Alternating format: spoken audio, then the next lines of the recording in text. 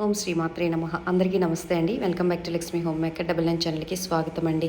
ఈరోజు నాకు 5th day అండి. మార్నింగ్ లేచానండి, నా కాలకృత్యాలన్నీ తీర్చుకొని చక్కగా తలారా స్నానం చేసుకున్నానండి. నేను స్నానం చేయకముందే ఇల్లు గుమ్మలన్నీ తడిగుడ్డ పెట్టేశాను, అవి మీకు చూపించలేదు. కొంచెం పసుపు, కొంచెం కల్లుప్పు వేసుకొని నేను తడిగుడ్డ పెట్టాను. చాలా వీడియోస్లో మీకు షేర్ చేశాను ఫ్రెండ్స్.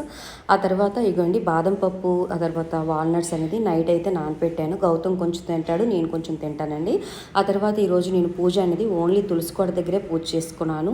ఇంట్లో అయితే పూజ చేసుకోలేదండి, ఎందుకంటే ఈరోజు 5th డే కదా, కొంచెం నేను పూజ గది అనేది శుభ్రం చేసుకోవాలని ఉద్దేశంతో అయితే పూజ అనేది చేసుకోలేదు. ఓన్లీ తులసి కోట దగ్గర మాత్రమే పూజ చేసుకున్నాను ఫ్రెండ్స్. ఓకేనా. ఇగోండి ఈరోజు నేను రాగి జావ అయితే కొంచెం పెరుగు వేసుకొని రాగి జావ అయితే తాగుతున్నానండి. ఎందుకంటే ఈ సమ్మర్లోని రాగి జావ తాగడం వల్ల చాలా మంచిది.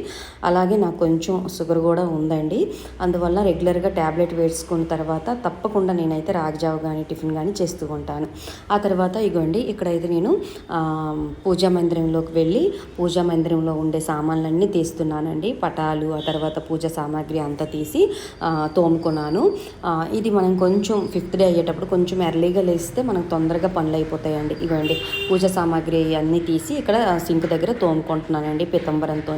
ఆ తర్వాత పూజా మందిరంలోకి వెళ్ళి కొంచెం విమ్ లిక్విడ్ వేసి చక్కగా నేనైతే అదంతా క్లీన్ చేసుకుంటున్నానండి. పూజ అయితే మార్నింగ్ అయితే చేయలేకపోయాను, ఎందుకంటే నాకు కుదరలేదు. ఆ తర్వాత ఇవన్నీ చేసేసరికి నాకు 9:30, 10 అయిపోయిందండి. ఆ తర్వాత నేను మళ్ళీ కుకింగ్ చేసుకోవాలి కదా మధ్యాహ్నానికి అని నేను పూజ అయితే చేయలేదు. ఇవన్నీ తోమేసుకొని పటాలన్నిటికి బొట్లు పెట్టి రెడీ చేశాను. సాయంత్రం అనేది పూజ చేసుకుంటున్నాను ఫ్రెండ్స్. బ్లాగ్ నచ్చితే లైక్ చేసి షేర్ చేయండి. సర్వేజన సుఖనో భవంతు.